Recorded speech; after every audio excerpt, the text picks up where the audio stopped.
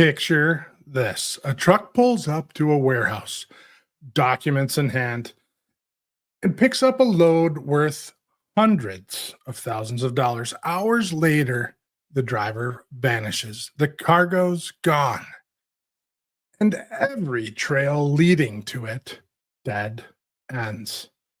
But this isn't just theft. It's a calculated technological assault. Freight fraud and cybersecurity are two sides of the same coin, and together they form a battleground where the stakes are measured in billions of dollars and countless of hours of lost trust. Freight fraud isn't just a logistics problem. It's a modern day war zone where criminals weaponize data, exploit vulnerabilities, and leave businesses grappling with the fallout. Much like cyber warfare, it's a silent attack, strategic, pervasive, and devastating. But today, we're not here to simply recount the losses. We're here to expose the tactics, spotlight the solutions, and rally as an industry to push back. I'm honored to have some of the foremost experts with me today, leaders on the front line of this battle, who will shed light on the intersection of freight fraud and cyber threats, and how we can safeguard the future of transportation. Let's get to our guests.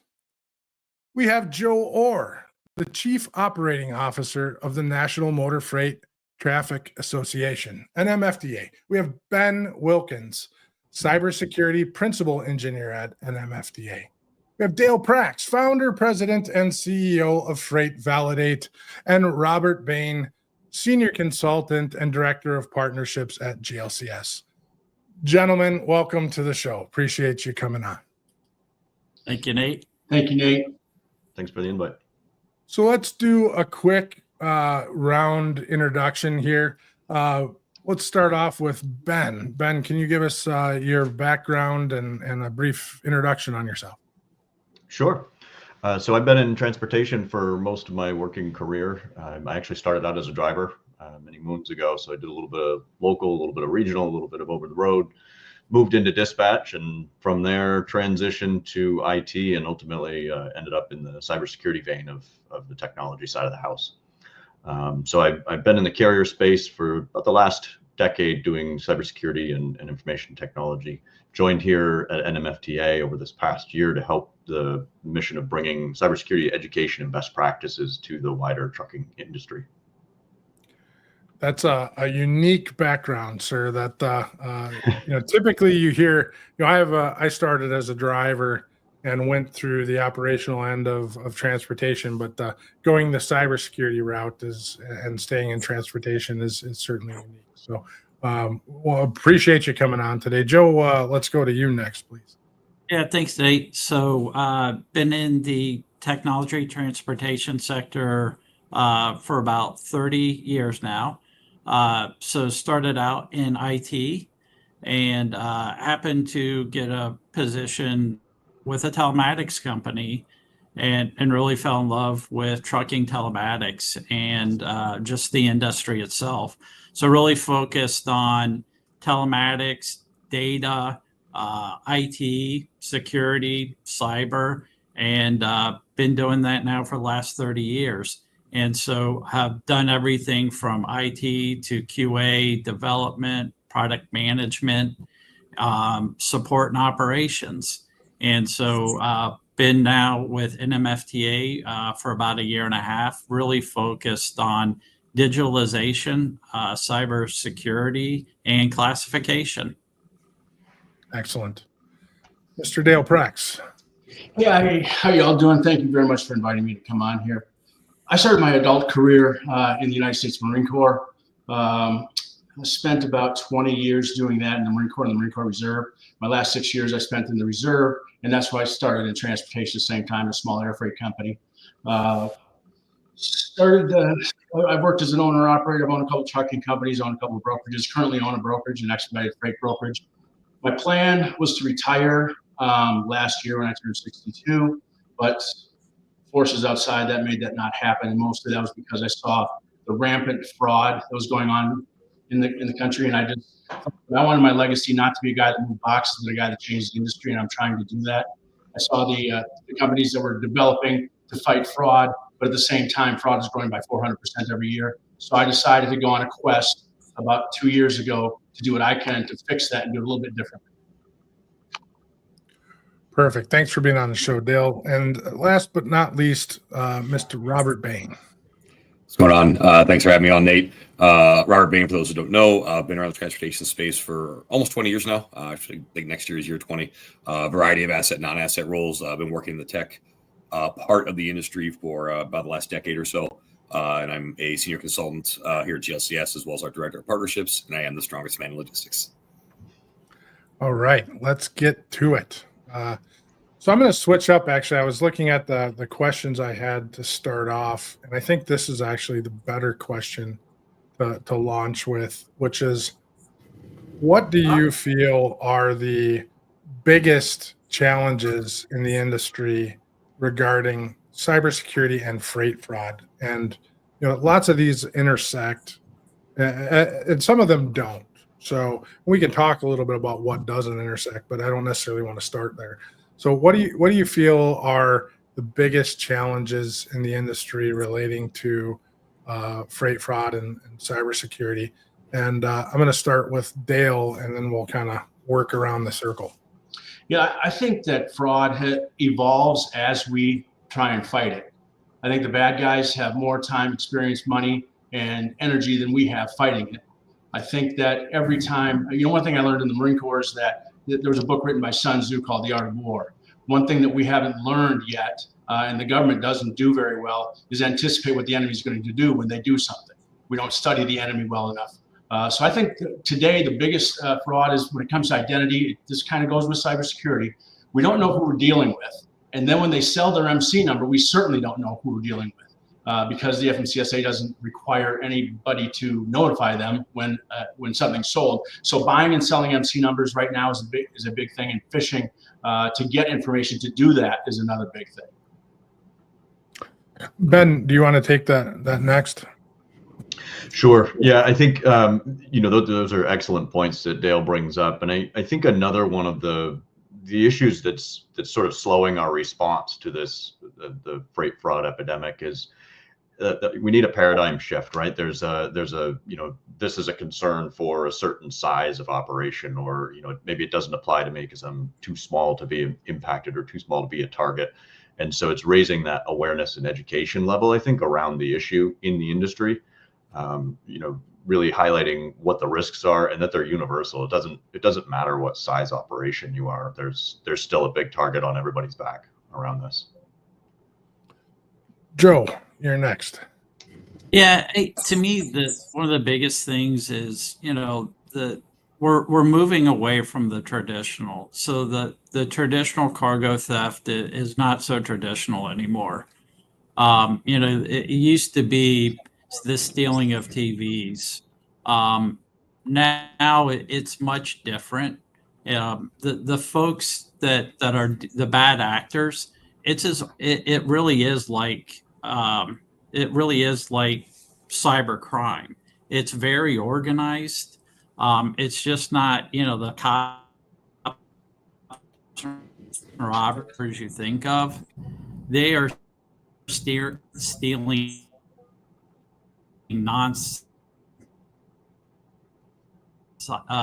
serialized freight. Was that me or is that just Joe? I think it's Joe. Okay. Challenge is the fact. Oh, we're having the fact I can plug in the fact that it is constantly changing. Let me grab a plug here. Sure. So Bain, you want to take it? I think great points have already been hit. I think especially, Dale mentions the essentially free exchange of MC numbers and the ability for people to quote unquote clean themselves up to get back, to the bad acting. And it's an awareness piece that it's not just our industry. What a lot of folks I don't think understand is that there are some people that have eyeballs on what's going on when freight fraud and theft and all these different things happen, and people don't know what they see and they don't understand what it is they're looking at. And I mean, these guys do it from internet cafes and from areas where they can move very quickly. And without understanding that, a lot of folks that could potentially say something don't, because they don't understand what they're looking at. And so there is a broader education piece that is huge that needs to be addressed. I don't have the silver bullet for that. If I did, I'd be a billionaire. But also it comes down to there needs to be some additional regulation. And I'm usually the first one to say no regulation around how the MCs change hands, because there are, and I know Dale has enough data to back this up. We can do a whole podcast on it.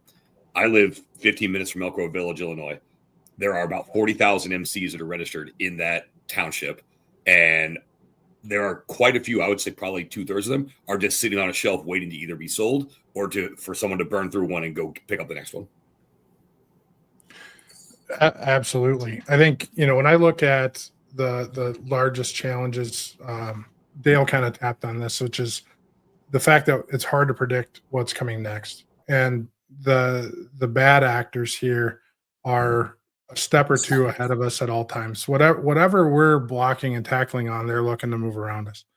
And that's our largest challenge today is they're able to move more nimbly because they're not in corporate America. So they're able to move more nimbly. They've created literally SaaS-based organizations that people come to work on and punch a time card and attack us at, whether that is targeting a freight fraud scenario or if it's a cybercrime. That's literally how they're operating. And we've been on the phone with companies that are hijacking freight that are laughing at us because there's nothing that a carrier can really do about it at that particular moment. So it's truly, how do you combat the future while blocking and tackling today? So with that being said,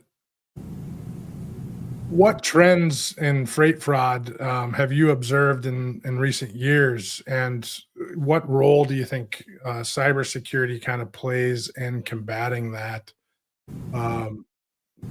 Joe or Ben, I don't know if you're back, Joe, or how your connection is, but why don't you try taking that? I can say it one more time. What trends in freight fraud have you observed in recent years, and how do you feel cybersecurity plays in combating them? So one of the trends that we've seen is that it's highly organized, and that it's more criminal organized. A lot of times it's based overseas, and so I mentioned it before. I may have cut out, but one of the trends is that it's not the locals that are targeting the freight. It's very, very targeted. Another trend that we've seen is that the bad actors are getting much more organized, and that you really do need to vet the carriers, vet their identities, vet the broker identities. And so to combat that, you really got to look at last minute changes. Look for some of the warning signs. For example, mismatched vehicles, drivers. Really look at training.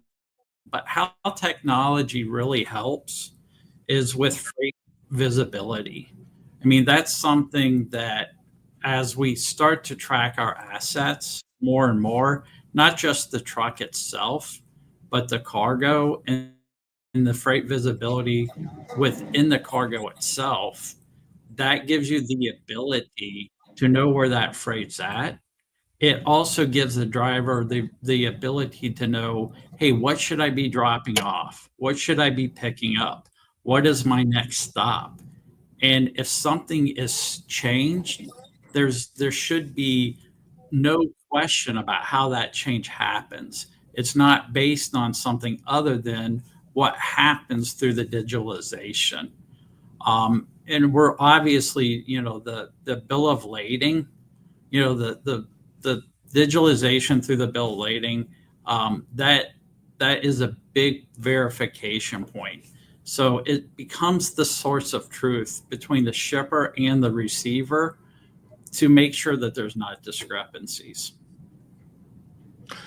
Dale, do you want to piggyback or answer that question as well? Yeah, I think a lot of it comes with identity. If you look back 20 years ago or so, this is a relationship industry. And in the old days, before all this stuff was going on, facial recognition verification was me meeting you at a truck stop, and we're talking, having coffee together, and we're doing business together. So we've seen this huge circle. Started with facial recognition verification. Then we went through passwords and all these other kind of things. And now we're back to facial recognition verification, although it being digital. But I think that's where, and I'm going to put a plug in for the Broker Carrier Summit.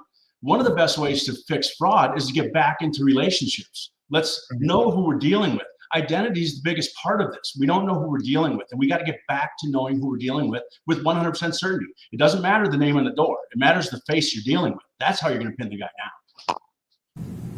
Agreed. Ben, pass the baton over to you.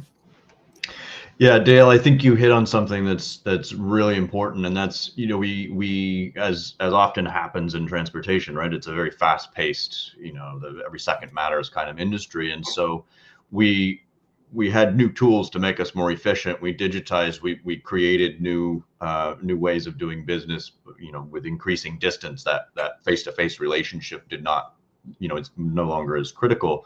But we didn't really build the guardrails around those processes as we adopted them as an industry. And so we're sort of building the plane as we're flying it now. We've got all of these tools. We've got these abilities to do business with someone across the country or even based in another country very quickly and easily. But it's a matter of, like you said, Dale, identifying how do you confirm that that person's identity is what they say it is, right? Because it's easier to fake an identity than to verify an identity. We don't have like a centralized clearinghouse of any kind of like vetted, guaranteed identities. And so it's a matter of building in those checks and balances into your business process now to bring that trust of the other identity back into the equation and to really develop that relationship again with your business partners. So I think that's, that just to dovetail on that, but it's also Joe hit on the growing trend of, I think it was in your first answer, Joe, you touched on this. The types of freight that are being targeted are changing, to your point about current trends. We don't see the traditional high value electronics and designer shoes and those things being the only thing that's being targeted. We see that non-serialized, food products, trailer load of bacon or trailer load of crab meat gets stolen because it's very easy to quickly launder that back into the supply chain. Once it's been cross-docked, good luck tracing it at that point. Ben, you want to add anything here? No, I think you guys have really hit it, especially when it comes to the internal process. I'll always look at it through the lens of a broker of intermediary. So that's where I spent most of my career, most of my life. And there is, whenever you're assigning a carrier to a load, right, there is a risk assessment you're doing with that carrier, whether it is a brand new one, the first time you ever work with them, or someone you've done, 1,000 loads with. There is a risk assessment, with them. And the idea that you have a lot of folks that once they get comfortable with the ability to negotiate rates or that this carrier is fine, there is a hubris that comes with, so they say, hey, like I can do a risk assessment on any carrier because I was successful with doing one. And so again, it comes back to the kind of the education piece. But I love what you mentioned about having like a clearinghouse for identities, because if we had something like that, though, that is a whole different slippery slope people could go down as far as how do you actually manage that. That eliminates a lot of the I'll say subjective risk assessment that goes on. This person is or is not who they say they are. That if they are who they say they are, cool. Like that's a big piece of the risk assessment. If we can't be 100% sure, which really that's what a lot of this stuff is still, then unfortunately you're still going to be potentially opening yourself up to significant risk and into the fraud. So moving into kind of some specific questions, and I'll Joe or Ben, either one of you take this one, but what resources does the NMFTA offer to combat cyber-enabled cargo theft? Ben, you want to start out to that? Sure. Yeah. So we've actually been doing a lot of research and a lot of developing some best practices and some guidance around this issue specifically. We are in the process of a project we're calling our Roadmap to Resilience, and while it's geared directly towards cybersecurity controls, obviously there's a massive overlap between your cybersecurity practices and your reduction of your risk of freight fraud, because those same the same attack vectors are being used to launch a fraud campaign as to launch a malware attack, right, with the phishing as a toehold and those types of things. So we have been putting out the first of our series in this project is out as of December. Guidance geared towards owner operators and smaller fleets specifically. We're going to be increasing the kind of target audience here over the next 2 months up into the mid-size fleets out there as well.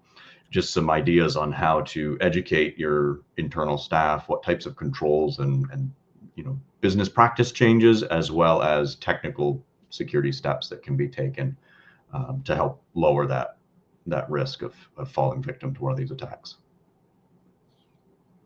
You have anything else to add to that, Joe? Yeah, I mean, just to add to that, like Ben said, education is the foundation of a good defense against both the traditional cyber attacks and the cyber-enabled cargo theft. And we really did see a gap with the smaller carriers where nobody was really given this education. So that's why we developed this guidebook that does cover the cargo theft. And we really want to do education. And we think webinars like this, just bringing attention to the forefront and making sure people are aware of it. A lot of people don't tie cargo theft with cyber theft, but it's all tied together, right? With the age of digitalization and things like, for example, how you offboard an employee. If someone can get into your system, they have access to your freight, where your freight's at, things like that. So we believe that the resources that we're providing and the education we're providing in cyber definitely apply to the cargo theft. Absolutely. I actually would love to get a little more educated on that. We've been attempting to go down market with our offerings, and many of those end up being just educational as well. So we'll have to talk more offline on that. Dale, a question for you is I know you have you and I had a chance to talk, for a couple hours the other day over coffee. What do you believe the industry can do to nearly or completely eliminate freight fraud? Well, one thing that I think is important, that since the first vetting platform came out in about 2020, everybody concentrated on vetting motor carriers, and that's all that they really cared about. So the brokers got beat into their head. Here's what to check for. Here's what to do. Here's how to act. The motor carriers, on the other hand, have never been given that opportunity. It costs too much money. They can't afford it. They can't afford to buy one of these elaborate computer systems. They don't have the time to get, the development and the education, all those kind of things. So in those last 20 years, we vetted the carriers so well that the FMCSA data that's in their database is really scrubbed pretty good. Less than 1% has faulty information, missing information, those kind of things. Take it to the broker side, with only 22,000 brokers compared to 320,000 motor carriers, 20,000 brokers, 34.9% of those have either no contact information or far misleading information in the FMCSA's database. So we know who we're giving the freight to, but the carriers don't know who they're getting it from. They're taking freight from carriers not knowing that they're a carrier. They think it's a broker because FMCSA's system's so broken that there are two databases in there, And the carrier always looks at MCMIS, which is company snapshot. So it might say this guy's got a broker and a carrier authority, even though his broker authority was revoked in 2019. He has nowhere to go because he hasn't been trained, and he hasn't been given an opportunity to vet those guys with a simple platform. So we're good at who to give the freight to, but the carriers aren't good at who to get the freight from. So education and synopsis, which I think it comes down to, that's what we lead with across the board. You know, when we're talking through a managed IT engagement, we open with on a cybersecurity standpoint, you know, we open with education.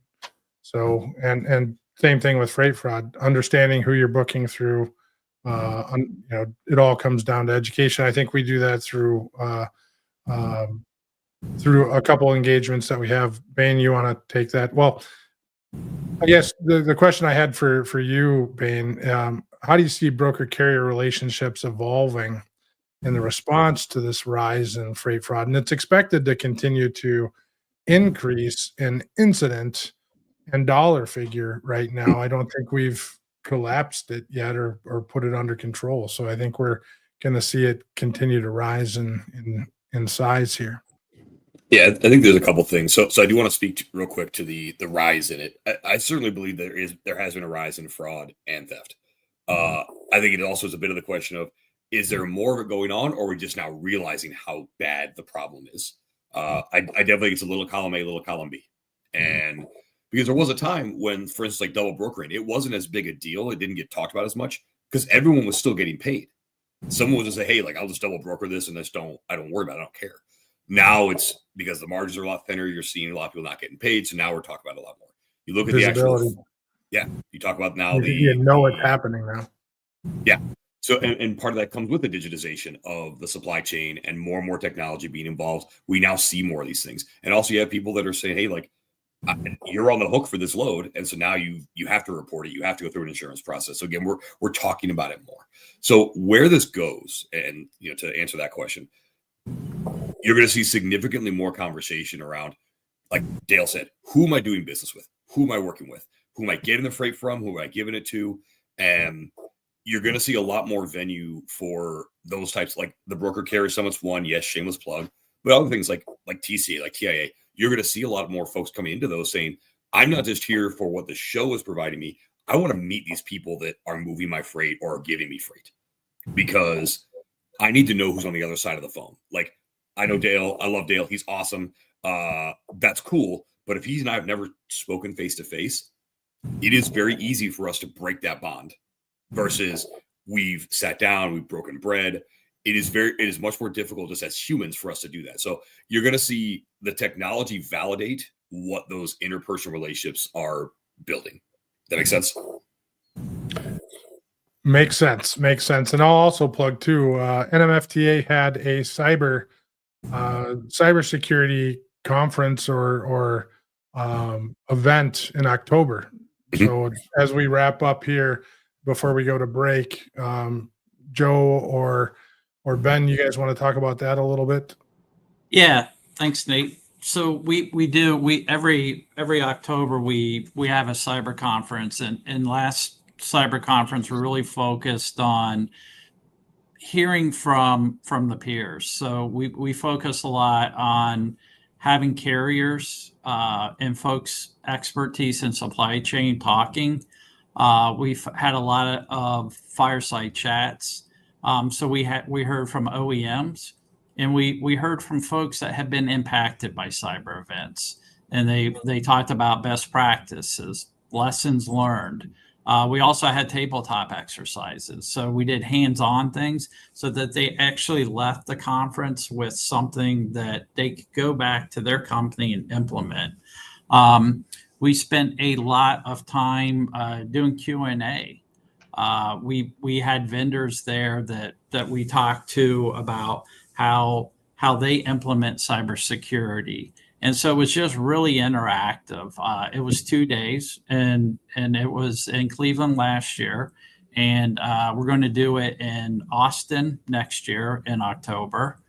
And we hope everybody joins. We've already started planning it. And it's a same theme. We're going to have a lot of the carriers there speaking about how they do cyber and what their best practices are. We're going to have things on freight fraud, but we're also going to talk about cyber insurance, have other tabletop exercises. But it's really an opportunity to have peer-to-peer discussions to figure out best practices. Perfect. I know it's on our list to attend this year. Yeah, Great. This year. We're in 2025 now, so. Yeah, exactly. All right, so we're going to take a couple-minute break. If you guys have questions for anyone on the panel, feel free to queue them up while we're on break, and when we get back, we'll continue questions. So see you all in a few. If your fleet's downtime looks like chaos, you're missing out on GLCS. In the fast-paced world of trucking and logistics, time is everything. Meet GLCS, your expert partner in managed IT services. We integrate seamlessly with your team, bringing seasoned IT professionals with deep transportation and logistics expertise. Imagine your software updates running smoothly, complex issues resolved quickly, and operations humming with efficiency. GLCS has your back. Our support doesn't just fix problems, it prevents them. With our industry connections and proactive approach, we keep your trucks rolling and your brokers working. Think of us as the added resource your company needs to unleash its full potential. Visit glcs.net today and keep your business driving forward. GLCS, where efficiency meets expertise. So Manifest is the premier global end-to-end supply chain technology event. We are an ecosystem event attracting startups, investors, and industry strategics. Truly anyone involved in global supply chain has a place at Manifest. For next year, we're expecting 6,000 attendees from more than 50 countries. We will be offering 150 conference sessions, and there will be more than 300 exhibitors on our expo floor. And we're very excited because for the first time, we're moving to the Venetian in Las Vegas, which, if you ask me, is the best property in Vegas for a show. And our expo floor is unique because it offers so many opportunities to network and have fun with peers. We keep our audiences well hydrated with coffee bars. We have a beer garden. We have rosé all day. And if you don't like alcohol, we've got a mocktails area. You can pet a puppy. You can swing a golf club. You can play an arcade game on the Manifest Expo floor while browsing the latest technologies. With nearly 6,000 supply chain leaders that are going to be in attendance, it's certainly the place to be. We'll have over 120 shippers that will be on stage. So you're going to see companies on the plenary stage like New Balance and Target. So it's an event that focuses on innovation, content, networking, and an incredible show experience. So we're super excited about that and looking forward to welcoming thousands of supply chain experts.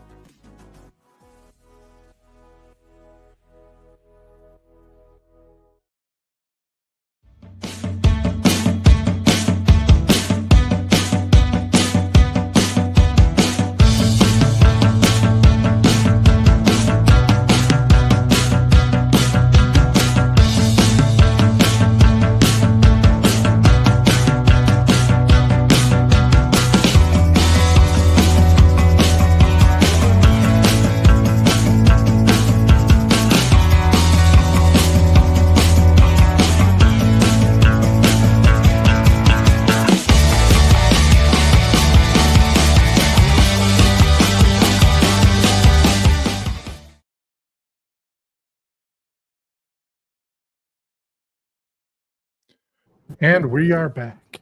All right. So why does the NMFTA consider cargo theft a top concern in 2025? You guys want to pick up on that one?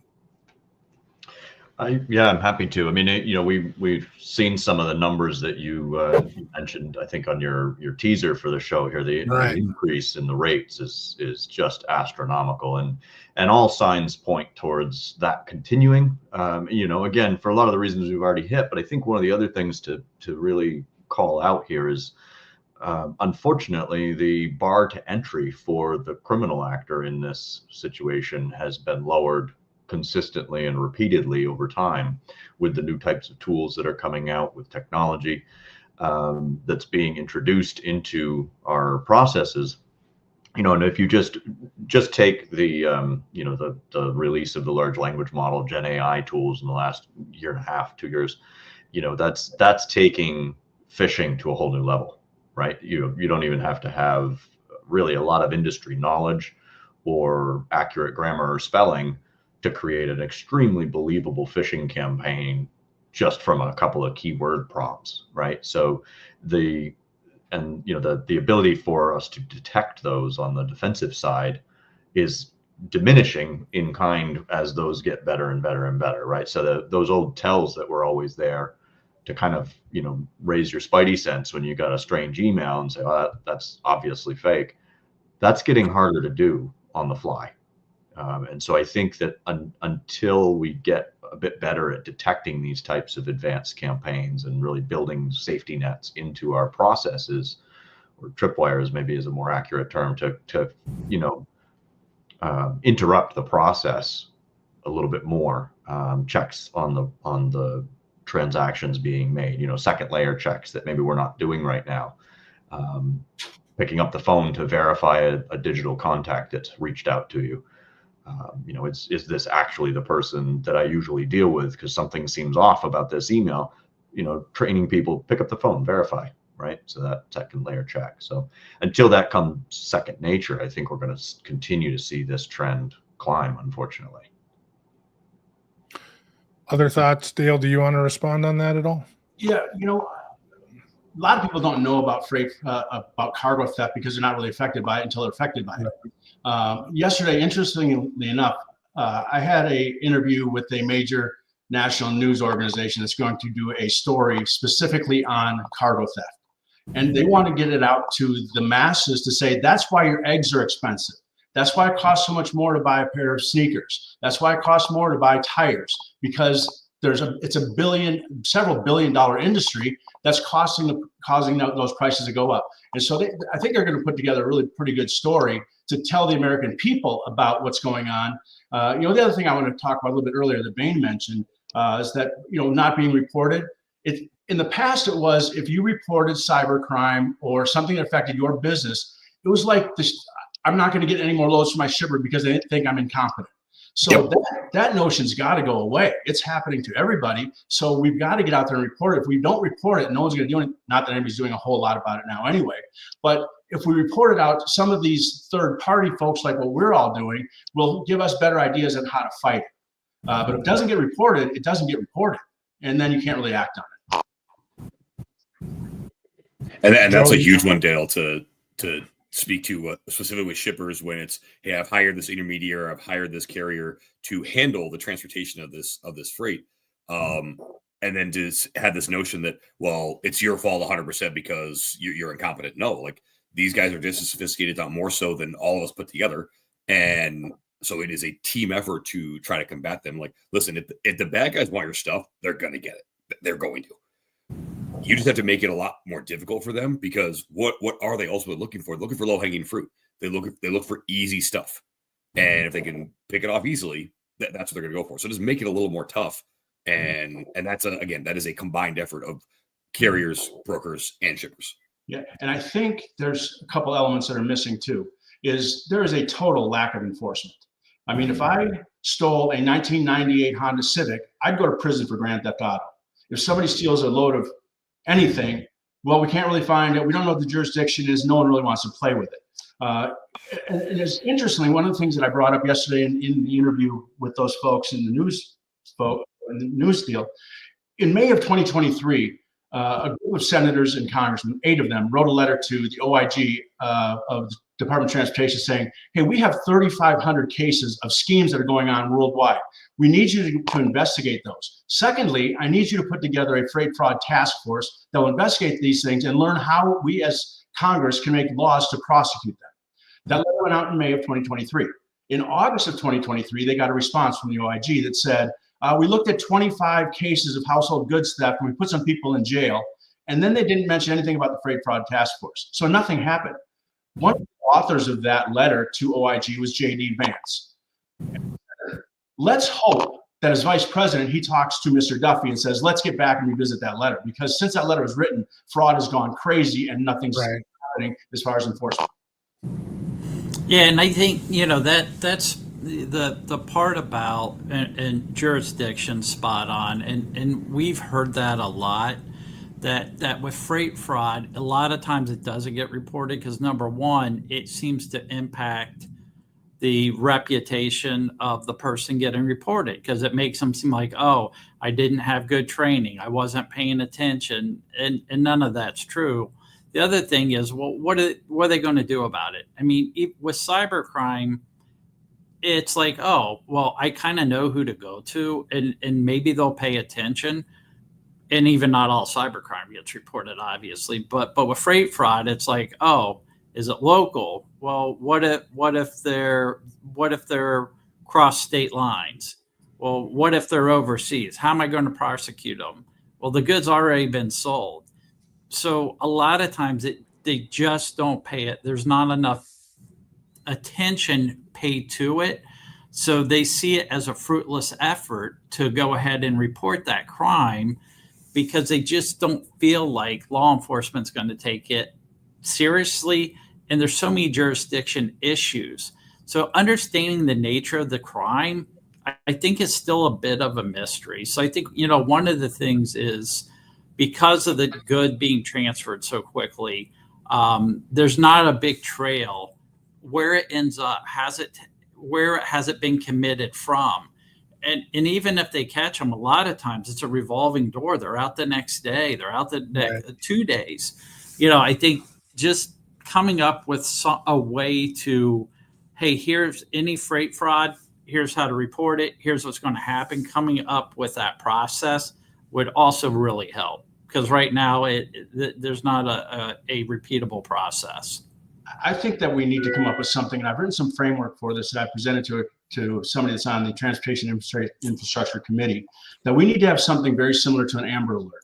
As soon as some freight is stolen, you find out about it, it hits every single warehouse, every single trucking company. This is what the guy looked like. Here's some video of it. It goes out to local law enforcement. Let's try and catch this guy before it gets to that warehouse. Or as soon as it gets to the warehouse, hey, we have an Amber Alert, what I call an orange alert, that says, hey, this freight's been stolen. That looks just like the guy that came in there, and we can maybe move a little faster. The problem that's happening right now, this is a fast-paced deal that by the time we report it, because we're tracking every 12 hours or something, that freight's been switched, put on another truck, it's on an airplane, it's on its way to Ukraine in about 5 minutes.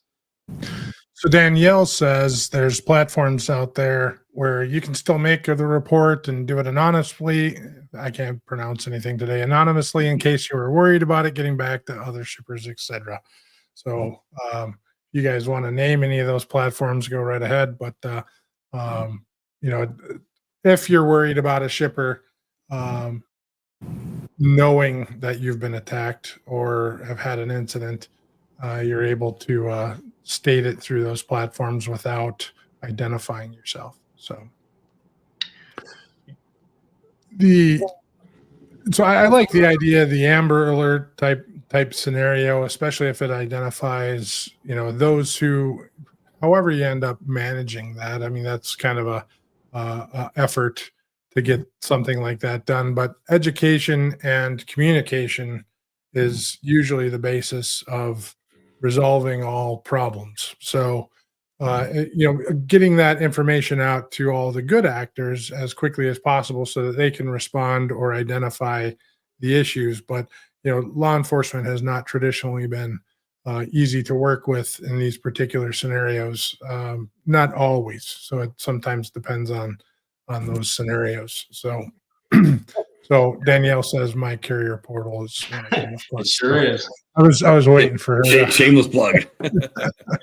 The other thing that we have to really look at is we have got to stop being so reactive in fighting fraud. We need to become a lot more proactive. For instance, if somebody's identity is stolen and they stole a PIN and changed the number on the FMCSA database, before that information just changed, somebody at FMCSA should be calling and saying, just like, there's LifeLock for your credit. You should be getting a text, a call, or something that says, your information has changed. Was this you? And if it wasn't, let's find out who it was. And let's not change it.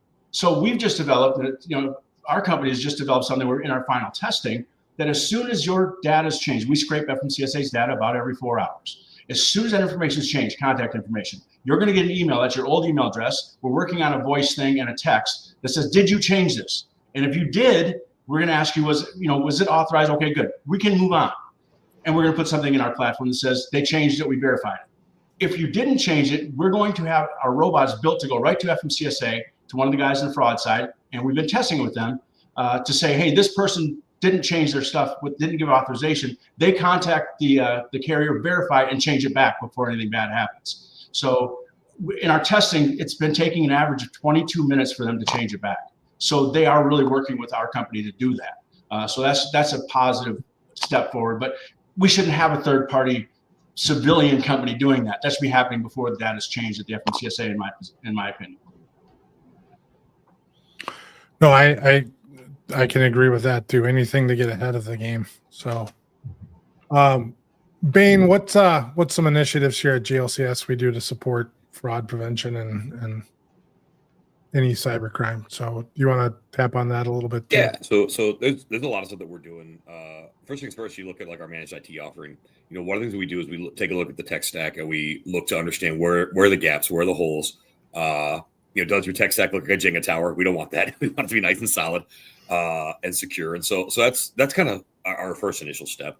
We also have been developing a capacity network solution where we take a look at your last year's worth of data, who you've been assigning the loads, what lanes you're running. There's a variety of different data points that we look at here, and we identify where the potential risks are going to be. So, hey, you run a lot of stuff in local Chicago, local LA.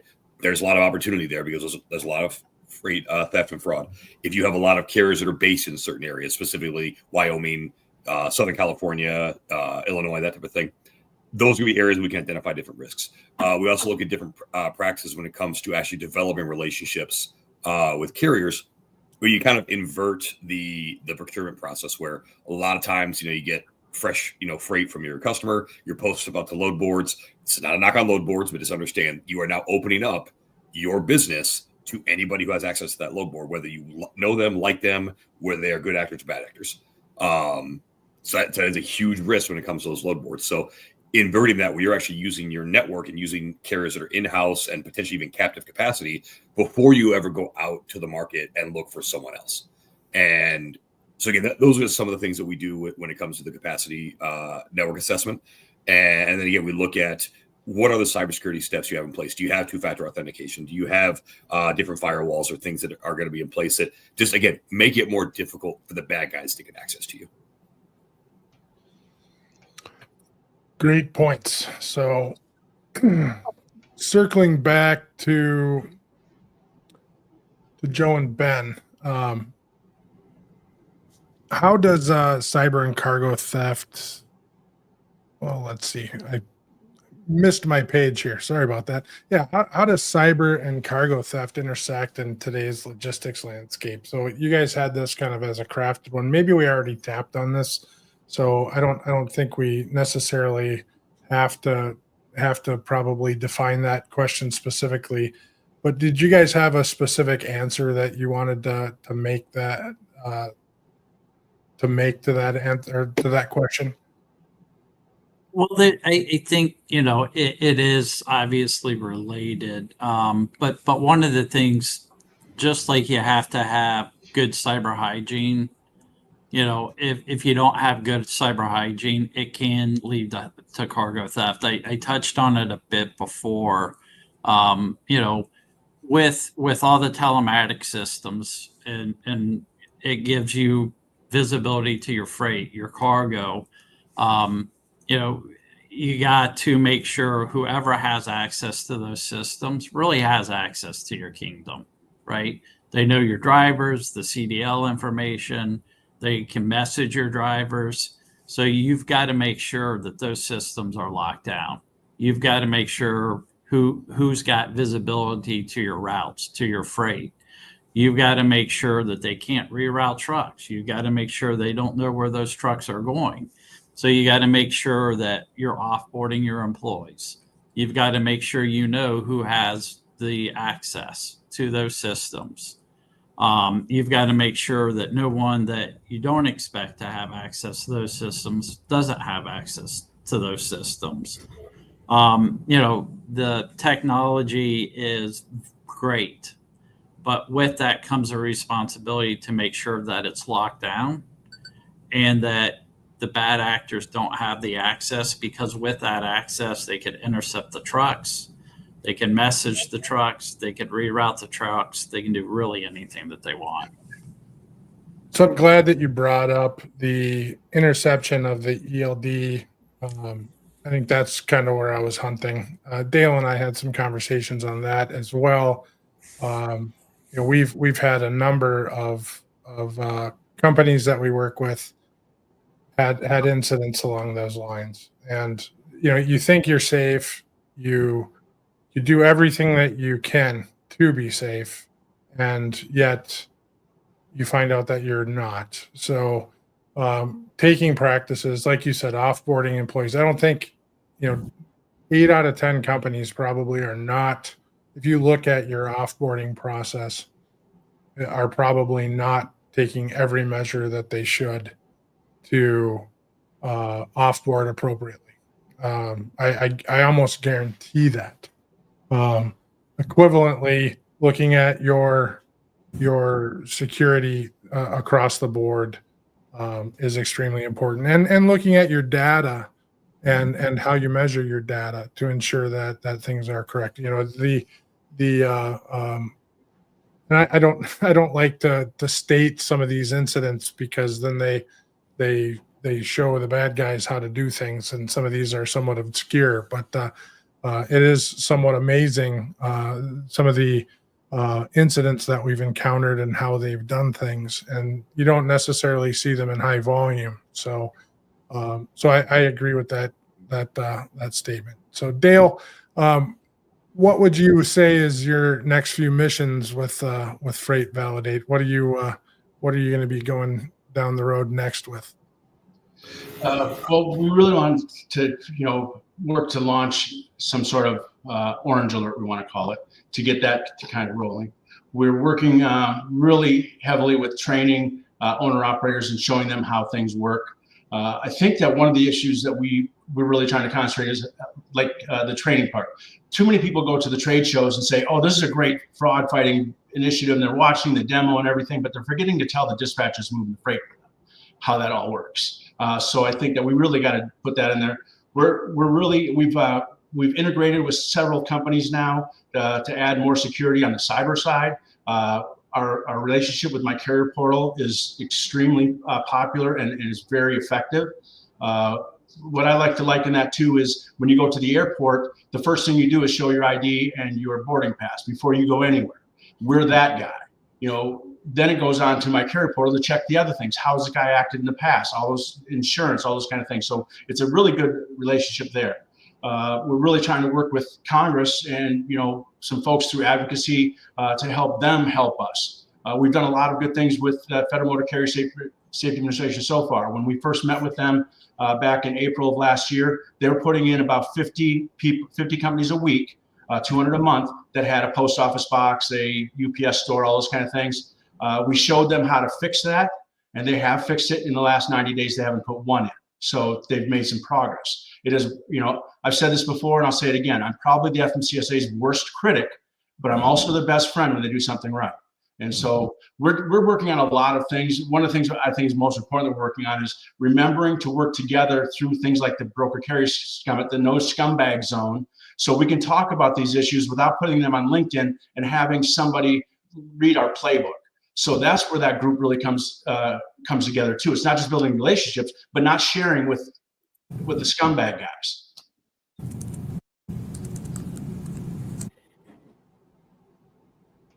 All right. So James Turner says, don't mean to interrupt, guys, but how do I reach out to share a few freight fraud prevention practices? I also send out updates regarding trends seen in our industries.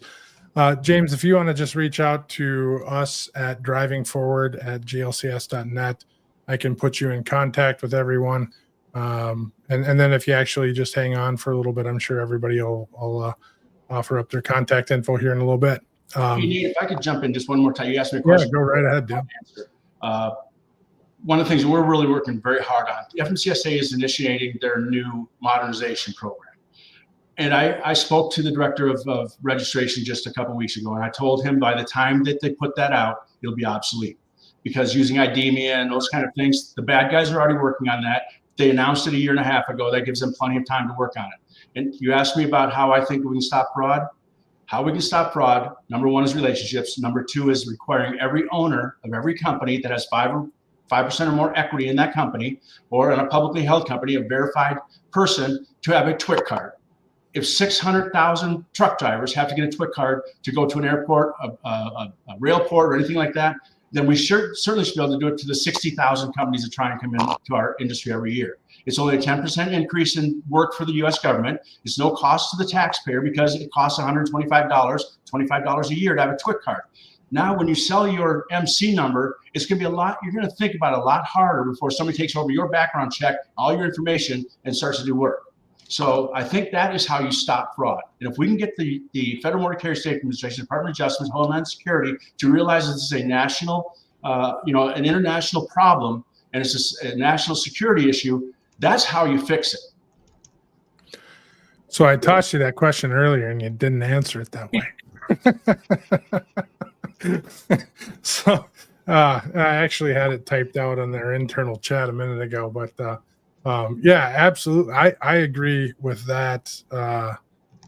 Some approach, and I think the cost that you've identified there, assuming that it's 100% accurate or even close to accurate, controlling the identification of the driver is perfect. So that becomes an administrative piece. The concept of it sounds great. So the idea of creating documents, or a document that sort of puts everyone in a bucket and controls that, creates that line of communication that you expect to funnel everything through. So it definitely makes it another line of defense that's much harder to create fraudulent activity around. If I wouldn't say impossible, because impossible is difficult. So, but I've always liked that idea. That's your identity database we spoke about too earlier. So Right. One of the issues we have, it's so easy to get authority right now. If I say my name is Charlie Brown, I have $300 gift card, I got some guy that'll give me $1,000 surety bond, I'm in business tomorrow. I get my authority in 10 days. So now if we have a TWIC card program and I'm in Serbia or Pakistan or India, I'm not going to go to one of those 300 IDEMIA places in the United States to get a background check, fingerprints, and all those kind of things done. So it's going to make it harder. It's harder to become a barber in the state of Tennessee than it is to get your authority with the U.S. government. So what do we care about? Do we care about safety on our highways? Do we care about a bad haircut? Right. Yes. Is the answer. But I think it's a good point, because with that, so let's take it from our industry. It's like the financial industry, right? If you're going to do anything in the financial industry, you have to have some level of licensure and different tests. You got to take all that kind of stuff. And one of the reasons they do that is so then if you screw up, one of my favorite movies ever is The Wolf of Wall Street. And the reason why they're able to prosecute Jordan Belfort is because he went against the different things he was certified to do. If you don't have any way of identifying these people, and it makes it not a victimless crime, but a prosecutor's nightmare to do it. Now all of a sudden you've got identifiable people doing bad things. It is much easier to enforce these things we find unenforceable right now.